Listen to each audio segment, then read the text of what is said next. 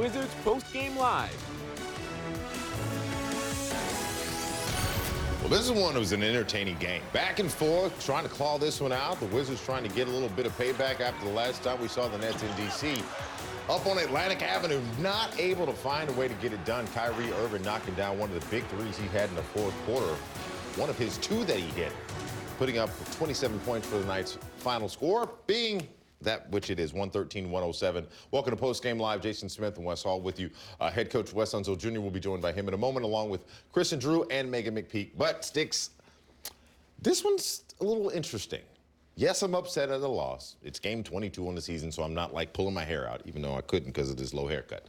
But the point is this, a lot of room to improve, but I want your overall assessment, and then we'll get to the stuff that we need to work on. Well, the overall assessment, it was a physical game. It was a little bit chippy out there, but I thought they did a great job of going out there and competing. You don't have any moral victories, but against the Brooklyn Nets, a team that gave them a thumping early on in the year, they came out, they fought. I think that the Brooklyn Nets, with Jacques Vaughn, they're playing a little bit more concerted defensive effort. They're playing aggressive style. We'll get into the film room on that later, but that was just the way the Nets were. They were chippy. They were aggressive on the defensive end. They made their free throws. I think that was the biggest part in the game, and that's really what was the determining factor. The Nets made their free throws. The Wizards missed theirs. Speaking of free throws, I'll give you a stat, and you tell me which person did it. Someone went 11 from 11 from the charity. Let's see. Kevin Durant, possibly. Look at you. I'm just saying. That man is a monster out there. He was aggressive on the offensive end. Yeah. He was a little suspect on the defensive end. You saw Porzingis and him kind of going at each other, saying, oh, that's not a foul, that's not a foul. The refs were letting them play for the most part, and Brooklyn was playing very aggressive, intense defense, but overall, you're not going to stop this man. Kevin Durant. Dude, he gave you 39 points, 11 from 11 from the charity stripe. He only hit 2 threes. He only needed to hit 2 mid-range threes. sniper right there. It's like, hey, he calls him easy money. Like, some people forget that this guy is like you. He's a 7-footer. I know he's listed at 6'10", but do not be deceived by the stat line. 7-footer, he's got a 7'5" wingspan, and his release point on his shot is so high, you're not blocking that shot. No, not at all. He, of course, doing his job tonight. But on the Wizards side, you look at the big three that we've got. Porzingis gives you 27 and 19. That's a monster game. 27 and 19, Monster bro. game. Crazy numbers. Brad gives you 25. Kuz gives you 25. They're combining for 77 points apiece of the three of them. They're doing their job. I know tonight we had talked about the others being able to contribute tonight, but if you look at the bench scoring tonight, the Wizards bench outscored Brooklyn by 1 point. It was 19-18 Stick. So we're not going to gloat. We'll deal with that later on. We'll get to that later. We'll get to that. But it's one of those things where we talked about whether there's going to be the others or the stars. And as you see for the Wizards tonight, the stars did their job. Brad, as I said, gave you 25, he and Kuz. You see the 27 from the Unicorn, but those rebound numbers, absolutely outstanding. And on the other side, for Brad, 6 assists, doing what he's doing in his job at facilitating everybody else. He was distributing the basketball. The big three showed up. They went out there. They performed well on the road. I think the others, for the Wizards, they kind of had their struggles at some points, but it was just a game of runs, the physical defense of Brooklyn. And then you got to commend Brooklyn. Jacques Vaughn, he called a timeout a couple times with 30 seconds into quarters, saying, hey, I'm not going to accept this defensive effort. We need to clean it up, and I think that's why they made the coaching change. With Steve Nash, they weren't taking those timeouts. With Jacques Vaughn, he ain't messing around. He gave one of those pop stops. And for those who don't know what a pop stop is, I'm talking Greg Popovich. Papa called timeout with like 10 seconds into a quarter. Start the game, like, coach, call the timeout. I want to bring in Chris and Drew and get their thoughts on tonight's game. Gentlemen, I know it was difficult calling this game when you have Jay-Z sitting no more than 20 feet away from you, so thank you for being extremely focused tonight. But I want both of you guys' assessment of what you saw and obviously what we can improve on heading into Friday. Starting with you first, Drew. I'll tell you what, this was a game of inches, and you talk about the 14 turnovers for the Wizards and only 19 assists. That's not where we're not used to seeing that. That's not them. That is not what the cloth that they're cut from. And then the 23 for 34 from the foul line. You guys talked about that. I want to talk about the 6 for 24 from three-point territory, Wes and Sticks. Yes. I mean, you mixing a couple makes. Say just 2 threes. You make two more threes, and you make around 3 or 4 more free throws. You win by 10. You're up there. You know, you start gaining some ground and some separation in this ball game. But it was the inability to make shots at the foul line. It was the inability to make shots from the three-point line. And then the turnovers, 14 turnovers and only 19 assists. That's not what we've been accustomed to seeing as of late. It's pretty simple to me, and I'll make it short, guys. Yeah. The Wizards lost by 6, and they left 9 points on the charity stripe. Facts. Pretty simple. I have a question, Chris and Drew, and Sticks, we'll get to this same question to you. We've seen the problems with the three-point shooting. How do you play around threes when you're not having a great night shooting behind the arc, Drew? Not in this league anymore. I think you have to be strategic and kind of take your time, take a deep breath, and survey the premises. One thing that I saw that they should have went more to was Kevin Durant on Porzingis. They kind of allowed Kevin Durant to not have to play defense the entire night, and in the times that he got caught on an ISO with Porzingis, he either fouled him or Porzingis scored. So I thought that the Wizards didn't do a good enough job of making that a concerted effort throughout the course of the game. I thought turnovers, too. Bradley Beal had 5 turnovers tonight, and we're sitting right here. He was extremely frustrated with himself, and you'll hear it in the postgame. He'll talk about it. There were at least 3 turnovers that were just so costly because it was just miscues on his ball handling.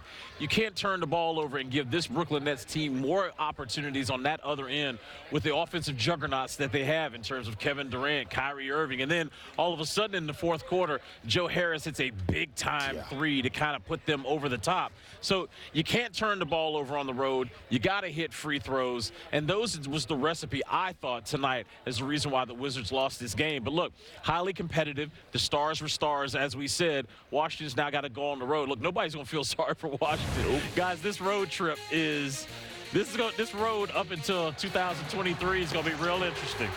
Get ready for December. Oh, yeah, don't even start. December, like I said, December 12th, we're taking on the Nets here in town. December 4th, the Lakers. December 10th, the Clippers. A lot of highly competitive basketball games. But, Six, when you look at something that we found also a bit of an anomaly, KD hits 2 threes. The Unicorn only hits 2 threes. Both of these guys doing their job being the stars, and they're almost staring each other eye to eye. Porzingis had a good night tonight, just wasn't in our favor for a win. Oh, absolutely. They showed up and they showed out. They did their jobs. They were going out there, they were performing, and they were going against each other, chirping at each other. That's the prime example of competitive spirits going at each other. And I love to see the two best go at each other because they're basically staring each other eye in eye. They're such great performers on the perimeter, at the rim, the mid-range game. I just don't think that it went the Wizards' way. Porzingis had a great night, a monster night. He goes out there and he scores 27 points and 19 rebounds. He gets the job done, but I just think the defensive nature of what Brooklyn did, they were aggressive with him, they were physical with him, they were making sure to go out there and pressure Brad and disrupt the offense, and we're going to get into the film room about that. It was just a night where they had Minnesota, they were kind of lackadaisical on defense. You have Brooklyn, they were more physical, they were more aggressive, they were turning the ball over.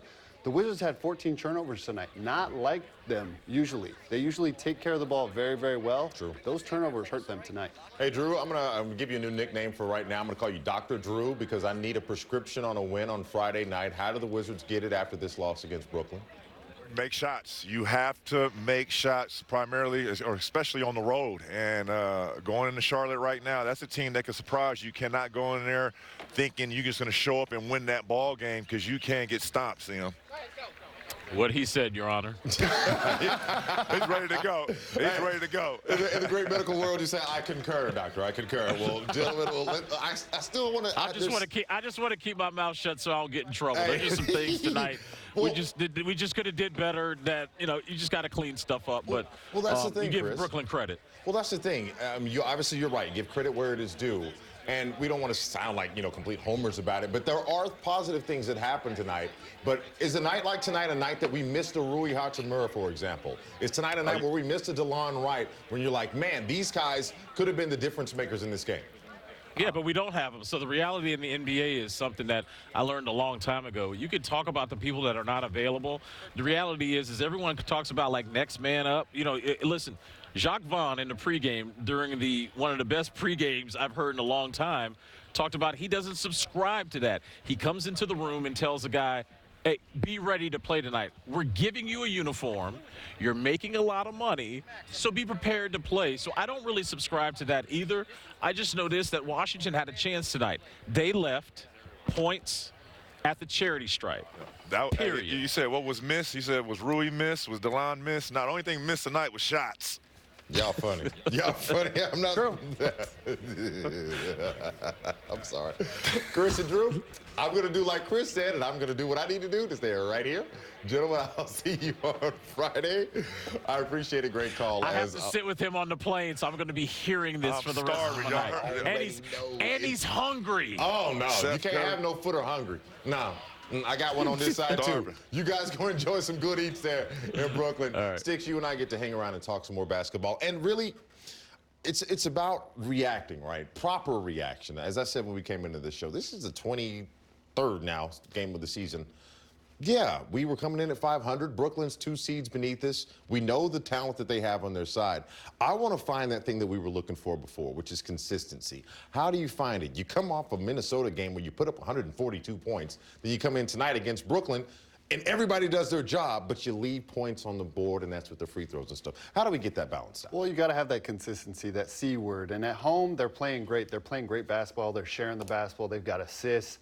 But they just can't seem to transfer that onto the road. Now, granted, 2 different teams, the Nets and Minnesota. Minnesota not great on defense, but the Nets, they haven't typically been great on defense. Now, you switch coaches, Jacques Vaughn, he's got those guys going, and he's holding them accountable on the defensive end. Royce O'Neal, he was pressuring Bradley Beal. Nicholas Claxton, he was getting out and denying passes. I think that the defensive intensity just kind of knocked the Wizards back. I think that they wanted to provide that on their defensive side of the basketball, and they were fouling a little bit too much. And guess what?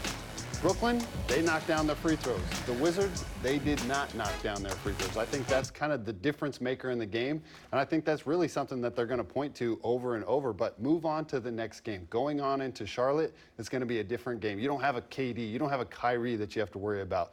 Go out there, make sure you shore up the things that you made mistakes on in Brooklyn. Go out there with a fresh, clean slate. That's right. Take a deep breath. Move on to the next game. That's right, because Charlotte's not going to have any like, oh, they lost to Brooklyn. They might be feeling bad. Nobody's feeling sorry for it. I'll take a night off. You know, Kelly Oubre's not going to take a night off. He's licking his shot. Neither is Terry Rozier. So let's get it on. We'll think about that here in a moment. Right now, I've got head coach Wes Unseld Jr. at the post-game podium. His thoughts about tonight, including maybe some free throws missed. There were some possessions late where, you turn it over, and they capitalize, 14 turnovers, thankfully only 12 points, but those are valuable possessions. And you want to minimize that and make sure we're at least getting a shot to the rim. Didn't shoot it great, but I did think we did some good things as far as process, creating action against their switches. So it's growth. That's what I was going to ask about those free throws. Is that particularly frustrating when you got a 6-point game and, like you said, you leave 3 points out there? Yeah, I mean, it is, and, no one's intentionally trying to miss free throws. But just have that level of concentration that, you have an opportunity to get some free points, it's a dead ball, so it allows you to set your defense and all those other layers, but, those are missed opportunities. You've talked a lot about ball movement in the last couple days, and were you happy in that aspect today? Like you said, it seemed like you guys were pretty efficient inside, but shots just not falling on the outside. And you're going to have nights like that, and that's why I think you can't get too down when you don't make the shots. You have to look at the process a little bit and see, are we doing the right thing? Are we trying to play the right way? And I think in general, we've shown growth against switching defenses. So it's, teams that have cross-matched, switched us in the past, really stagnated us, and I think in general tonight was better. Head coach Wes Unseld Jr. at the post-game podium, breaking down some of tonight's activities as we bring in Megan McPeak, still courtside in Barclay. Megan, he had mentioned obviously missed opportunities and a couple of things that did not go their way tonight. What's your overall assessment? And I've got a follow-up when you're done. Yeah, I think it's what Chris and Drew were saying and what Coach Unseld was saying. Turnovers were costly because although they only gave up 12 points off of those turnovers, the turnovers came at very untimely moments of the ball game when the Wizards were trying to make a run, when they were making a push, and then a turnover happened. So I agree with him in that sense. And as well, too, to Chris and Drew's point. free throws. Like it seems like almost every 3-4 games they have a slump at the free throw line. I don't know what it is, because we've seen games where they miss one free throw or they don't miss any, and yet it seems like at least through the first 22 games now, every 3 or 4 games there's this rough shooting night from the free throw line, and that was, that was the game, along with obviously not shooting well from beyond the arc. But neither team really shot perfectly from beyond the arc compared to what we've seen from them. But for me, it's the turnovers at untimely points of the ball game, and as well too leaving money on the charity line. So between the two, whether it's turnovers or missed free throws, which one of those two, you got to pick one. Which one do they have to improve on first for Charlotte? Turnovers. Okay. Because Charlotte is a team that is hunting teams. They're in, that weird part of the mix of teams in the East where they like to play spoiler, and they're a young team. They're an athletic team. You turn the ball over at untimely times, it gives them momentum. It gives them a chance to get out in transition. We've seen Kelly Oubre do it against us and for us when he was in a Wizards uniform. He likes to feed off of those turnovers and deflections and steals. So for me, you've got to figure out how to limit the turnovers at costly times in the ball game. Turnovers are going to happen. That sometimes they happen because, to previous points with Coach talking about Monte Morris and whatnot, being not aggressive enough, if you will, not making that pass that you know is there, but you decide, I don't know if I can thread the needle that much. So turnovers are going to happen. It's when they're at costly times that it can be detrimental to your team. Appreciate that, Megan. I want to do something with both of you and Sticks right now. A bit of flower giving. Something of note. Daniel Gafford. We know that he struggled with minutes on the court, foul trouble, a lot of it, etc. Tonight, gave you 10 minutes, but he gave you 7 boards, 4 points, and didn't get into foul trouble. Only had 1 foul, Jason. 1. So little flowers, not a full bouquet. Well, he got his frustration out last game. Got a little, I don't know, I guess a push into this game. But, hey, he did well tonight. I'm glad for him. He's got to make the most of a bad situation. So he's getting into a lot of foul trouble. He's kind of getting frustrated out there. I thought last game, with them being up so much, he was still in the game. He got to take a little bit of that frustration out in those winning moments. So now, moving on, take those little chunks of time that you do get and go out there and maximize your effort as much as possible. Indeed. Megan? Yeah, I think, and this was something actually during that Miami stint, those 2 games in Miami, I actually asked Gaff about, the frustration with the foul trouble. And he said at the end of the day, the officials are going to blow the whistle. Whether I agree or disagree, I have to learn how to play through it, because at the end of the day, I have to still be effective and impactful for my team. They need me to be a screener. That's one of the best attributes that I have at the game of basketball. I need to still go out there and screen. I cannot allow the officials to take me out of my game. And I think when you go back to Minnesota and as well to tonight, although they didn't get the win, you saw him just play within himself and still continue to be Daniel Gafford. And I think that is a show of maturity and growth on his part, that he's no longer going to allow the foul situation to frustrate him and take him out of the ball game. Indeed. Now, normally known for his blocking prowess, 0 blocks tonight, but he did have 2 steals. So shout out to the landlord, figuring ways to get it done. Megan, don't move, because we got more of this post-game live for Wizards fans to continue to enjoy as we wrap up the things for tonight and get you ready for Charlotte. But Kuz and Tay, 2 guys from Michigan, grew up together, had some fun. I sat down with them. Here's a little bit of part 2 of the conversation we had.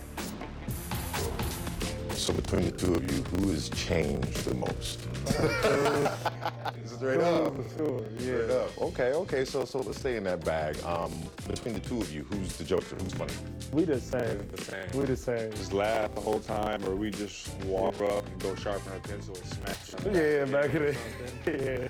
Who's the more fashionable of the 2 of you? I look prettier than Kuz. His fashion is.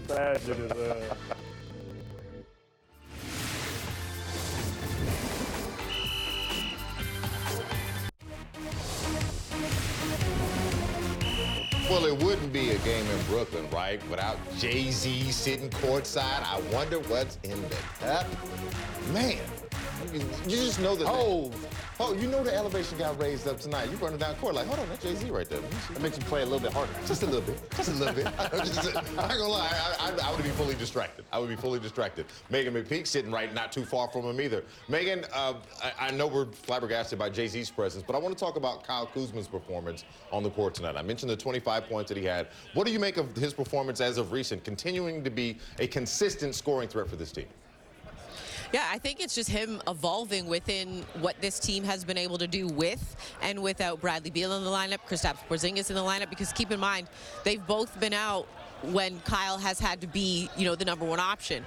Or with one or the other, he sometimes is still the #1 focal point, depending on what the scouting report looks like for the opposing team. So I think he is now figuring out how he can play with both of them on the floor and still have an impact, not only offensively but defensively. And it's not just the scoring, it's also the rebounding, the assisting.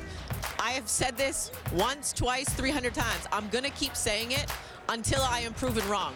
When Kyle Kuzma plays downhill as a facilitator with the mindset of, I can get mine, but let me get my guys going too, because when we get everybody involved, we are at our best. He is one of the most dominant guys on this roster and in the NBA. When he can facilitate the ball, we saw it against Minnesota, we saw it against Miami, and we saw it for glimpses tonight as well too. When he is a facilitator and threatens the defense and puts them on their heels, he is one of the most dominant guys in the NBA. Until someone stops him, continue to do it. If it ain't broke, don't fix it. Hey, those are the words now. Over his last 5, averaging 27 points, 7 boards, 5 dimes. What's an unknown or kind of secret weapon of his that people really don't pay attention to, Sticks? Well, his ability to drive to the rim. You have so much onus on Bradley Beal and so much onus on Porzingis, and Porzingis has been playing amazing as of late. But when you have a Kuzma out there, you have to say, oh, wait, there's another guy that can go out there and get us too? Well, Kuz gets to the rim, and if he doesn't have a good opportunity to score, he facilitates it. So he's finding people in the corner for corner threes. He's getting to the rim, and like you saw on that, he had a nice little dump off to Denny for a dunk. But he can knock down threes. He can get to the basket. He can knock down his free throws.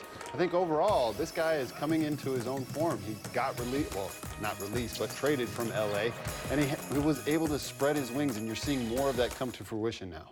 I love watching what he has. We got Charlotte coming up, and then you got LA coming up too. So Kuz finding his stride right on time. Megan, appreciate you as always. It's always fun getting ready for Charlotte Friday. Don't have too much fun in Brooklyn. Six, you and I, got to stay right here. Why? Because I had a conversation with Kuz and Tay at the beginning of the season, and we were like sitting around just watching 2 kids grow up together who get to play basketball together in the best league on the planet. Nothing important, right? Well, yeah, here's part 2 of my conversation with Kuz and Tay.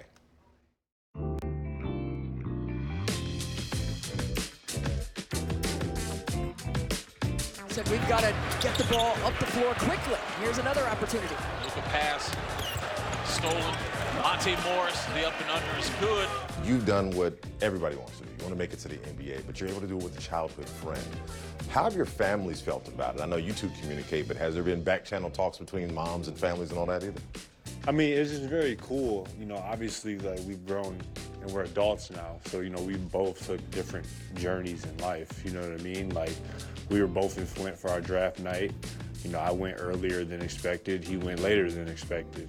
And then, his route is much different. I came from the Lakers. He had to work his way up from the G League to become, from a G League player to an NBA starter. You know what I mean? So, it's just great for our families. So between the two of you, who has changed the most? Straight up. For sure, yeah. Straight up. Okay, so let's stay in that bag. Between the two of you, who's the jokester? Who's funny? We the same. We the same. Like, we can read each other. Like, I can look over there. If he across the room, we got a look, a funny eye contact. For sure. It just clicks. So and that's going back from school. I was going to say, Like, we we had used to get to separated. like just separate and just laugh the whole time, or we just walk up and go sharpen our pencil and smack each other. Yeah, back in the yeah. Shout out to the old pencil sharpener with the crank, bro. Yeah. Like, really. Like, it was to a point, like, the teachers would, like, separate us, like, because I'd be reading, and he'd just make me laugh while I'm reading if I stutter over a word. Like, it was bad. Like that. So you're cutting up. Now, I kind of think I know the answer to this question, but I'm still going to ask it anyway.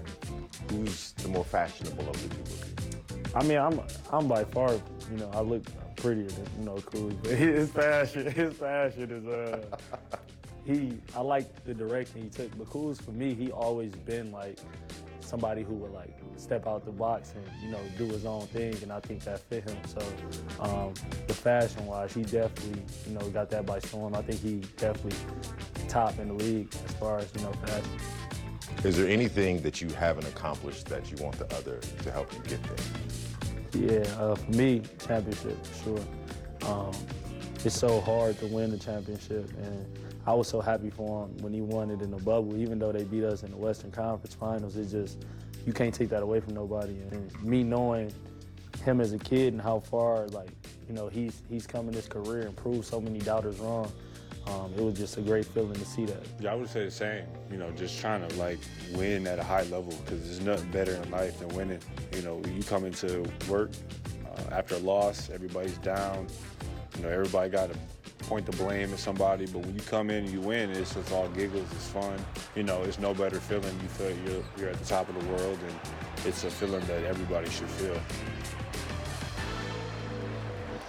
Kuz and Tay, part 2. Great conversation, Sticks. You know, it's a little brotherly relationship. You know, you get on each other's nerves. You growing up together. I have no idea what that feels like to have. No.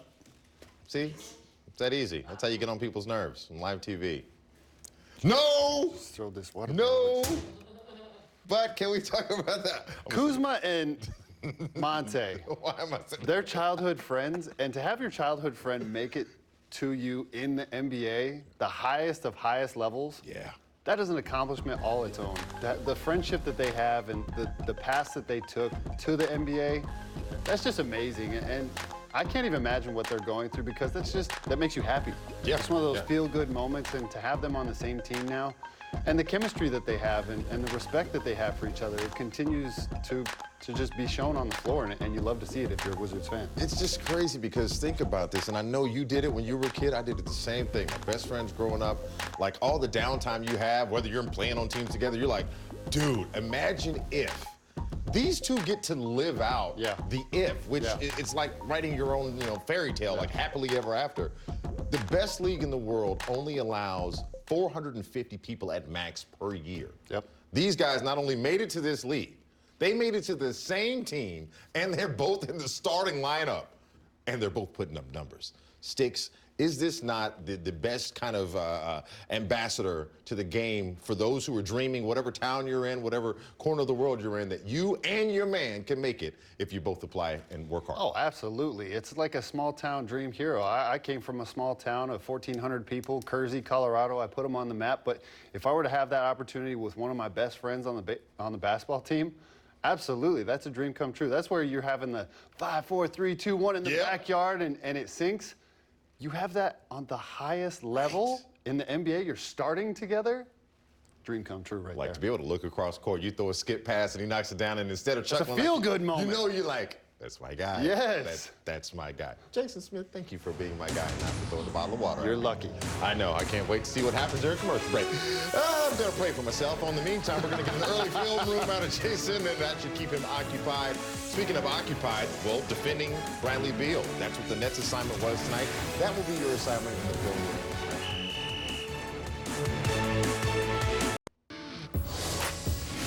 Welcome back to Wizards Post Game Live. Jason Smith hasn't gotten his revenge, so we can move forward to both predictions. Brought to you by Greenberg and Betterman. Remember, go to gblawyers.com and feel better. Oh, man, I'm feeling good. So tonight's prediction was the Wizards bench will score more than Brooklyn's bench, and the result is 19-18. Another West win. Hair on I don't even refer to myself. chin. Hey, look, I'll take that hair on my chin instead of a little facial hair thing I was making fun of during the interview. You cannot do a mustache ever. Like no, that. I can't do just a stash. The Spaniard, you got to bring it all the way around. Just no mutton chops. I will say this.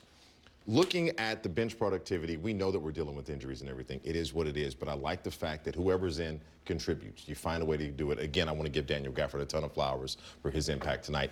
Can't forget it. It is what it is. However, Bradley Beal, I mentioned this before we went to break. Got to defend the dude. 25 points tonight. Matter of fact, that's your film room. Let's go into the film room about it. They talked about they were trying to make a concerted effort to go out there and frustrate him. This is exactly what they tried to do.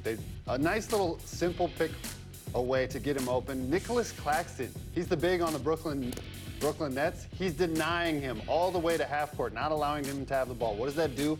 That kind of disrupts the offense. And you see the Wizards kind of panic. It's not necessarily that they get a bad shot, but you see the defensive intensity throughout the entire possession of disrupting. Don't allow Bradley Beal to catch the ball. The offense goes through him. They deny him again. Nicholas Claxton did a great job in that first half of denying, and Kyle Kuzma, again, getting up a shot. Not necessarily what you want if you're a Wizards fan. even right here, if he does get the ball, look at where he catches the ball. He's not catching the ball at the three-point line. They're forcing him all the way out to half court. Again, this is Joe Harris. He's got a bum ankle, but he's still pressuring, knowing that his teammates are there to help him on the defensive end. And again, the Brooklyn Nets, no easy baskets. They put him onto the free throw line. And for the Wizards, 24 of 34 from the free throw line. Did not convert their charity stripe. They did not do a very good job with handling the pressure of Brooklyn Nets, and they just didn't come out with a win tonight. Yeah. Couldn't put it better myself. Obviously, another one, as you said, it's early. We're on to Charlotte, so I will calm down. Take a deep breath. Next game. Next game. As we read the final score, 113 to 107. The Wizards now back to 500 at 11-11. Unicorn Kristaps Porzingis 27 points and a career-high 19 rebounds. He's done 18 a few times. 19 for tonight. Matter of fact, here he is in the post-game locker room. My body's feeling well. That's one thing, you know, and mentally I'm in a good place and playing my game, being aggressive. Trying to figure out ways how I can be better for my teammates. What can I do? Yeah, just, you know, this is, it's a decent game today, but wish we came out with a win. It would have been a different feeling right now, you know, so. But yeah, for myself individually, like the way, you know, I'm playing and the way I'm moving and things are clicking, so I want to keep that going. And yeah. Overall, happy with the defense tonight? I mean, those two, they do what they do, you know, but outside of that, you kind of kept everybody else in check. I think so. I think we did a decent job, you know, maybe some of those like little touch fouls that we got on KD, you know, we should avoid those. But overall, I think, you know, everybody fought hard and try to do that, you know, hard job to the best of their abilities. And, you know, but it's, as you said, it's so hard to stop either one of those guys when they get going, you know, and tonight was KD's night. How tough of a matchup is it when you're guarding a guy like KD and he's just like hitting shots after shots? How tough? Yeah. And he's the best player in the world. You know, he's very hard to stop, you know, especially if he's feeling good, he's getting to the line, he's getting those and ones. And he's coming off I don't know, 45-point game also, you know, so he's confidence. I mean, his confidence probably never wavers, but he's just, you know, he's feeling good and he's feeling comfortable out there. So we had a hard job tonight, but I feel like we did a decent job and on them as a group, and you know, we were right there to win the game. Just didn't go our way tonight. I know you guys probably aren't happy with the record this last week, but at the same time, it's been some pretty talented teams that you guys have played. Are there positives that you've taken out of this stretch, even though maybe it didn't show up in the wins like you would like? For sure, there are some positives that we can pick out, you know. But at the end, you know, we get paid to win games. You know, that's what we get paid for, and that's the main goal. So we haven't got the job done, especially on a game like this. This, you know, with how the first game went on our court, like, you know, I wish we got this one, but this is the reality, and yeah, we got Charlotte on what's today? In a couple of days, yeah. They're all starting to blend in at this point. Yeah, right. What's the little step to kind of get over the edge or get over the hump in some of these close games? I think it's about the details, about the little stuff, missing free throws, some turnovers, some missed coverages, just little things that, you know, if we want to be a really high-level team, we have to have that on lock every night, you know. I think defensively we're fighting hard, we're playing hard, we're doing what the coaches are asking. We're communicating, we're talking in the film sessions, and we're doing all the necessary things, I think, to be a winning team. So I think it's only a matter of time. Kristaps Porzingis there in the post-game locker room. Now it's time for our FanDuel recap. Taking a look back on how we make every moment more. Sticks. So if you would have gone into these games with these pregame wagers, you would have been a happy man. Kristaps Porzingis with 14 or more rebounds at plus 700. That's the highest you can get in the pregame. $10 bet would have won you $70. The Wizards' third quarter. Why? Because that has been the quarter of contention at plus 134. Well, a $10 bet would have won you $13.40. Again, brought to you by FanDuel, where we make every moment more. Jason, thinking about Porzingis more as I was sitting there listening to his post-game scrum, I'm just going to give you a couple numbers of his last 10 games and the numbers that they're in. 24 points he's averaging. 9 rebounds, 3 assists. He's giving you 2 blocks, shooting from 3, 42%. This dude is 7'3".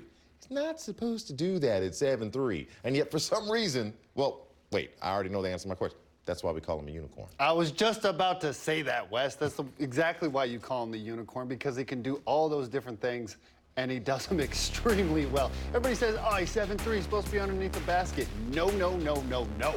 He can be under the basket, but you want him out in the perimeter. You want him in pick and roll situations. He can pick and pop. He can dive to the rim. He can slam it. He can knock down corner threes. I mean, the better thing to say is, what can't this man do? And there's not many things that he can't do. He's dunking on KD, asking for and ones, getting teed up. Yeah. The man had 27 points and 19 rebounds. He's not just any Joe Schmo. There's a reason why we call him the unicorn, and that's exactly why. He knocks it down from 3, mid-range, free throw, dunking on people.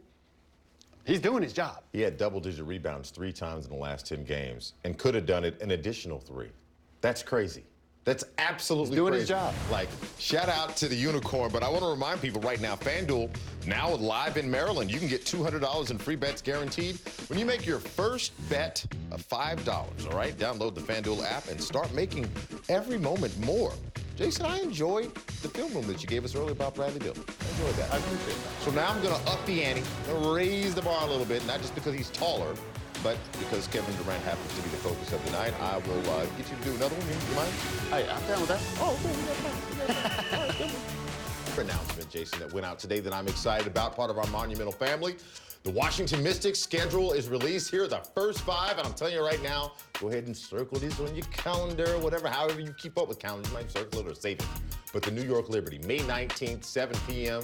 at ESA. It is going down. I cannot wait. I'm excited. But another thing is on my mind right now, that second film room that I said you were going to do, where I asked you. Let's talk about Kevin Durant's shooting motion. It is a very difficult one to deal with. And one of my teammates, Andre Iguodala, always watched film on how people go up in their shooting tendencies and how you defend it, really, because you're not going to block KD's shot. He has one of those crazy shot angles that he kind of brings his arm up and really baits you into a foul right here. Jordan Goodwin thinking, oh, he's going to bring it up like a normal person. Well, he's not normal. KD shoots, he knocks it down with ease, and he gets an and one. Well, you go against a veteran player like Kyle Kuzma, he watches his film, he kind of realizes, man, this guy's got a weird shooting motion. I know I can get it, though. Watch this. In slow motion, he knows. He's kind of waiting there. Rather than having your hand right out in front of him and foul him on his arm, you go out to the side where KD loves to bring it. And guess what? KD gets pissed. You get a transition dunk. You look pretty in the poster right there. Even he knows he knocks his head into the ball. But that's one thing about it, is that you got to watch your film on these guys.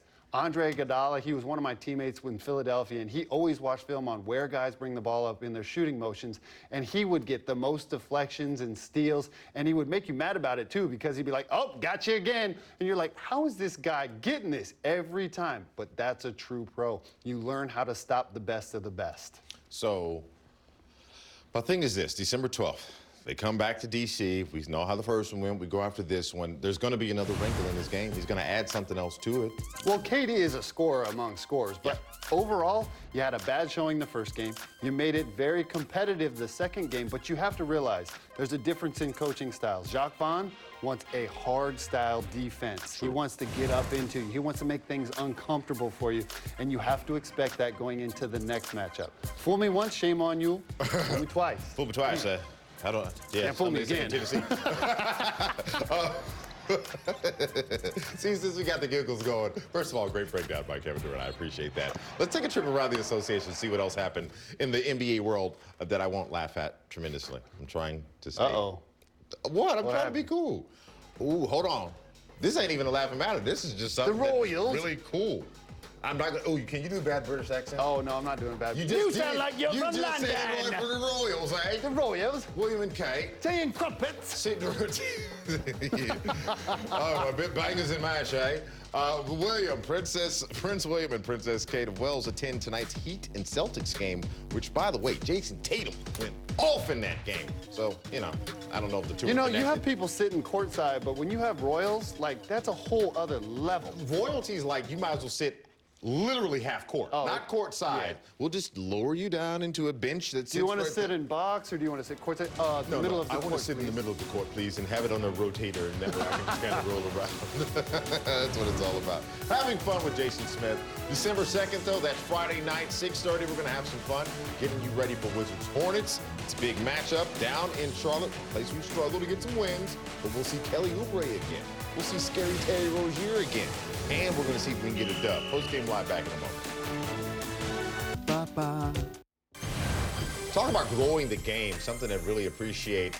Rui Hachimura and Yuta Watanabe before tonight's game in Brooklyn, chuckling it up, having a good old time, smiles around it. That's what I love about the game of basketball.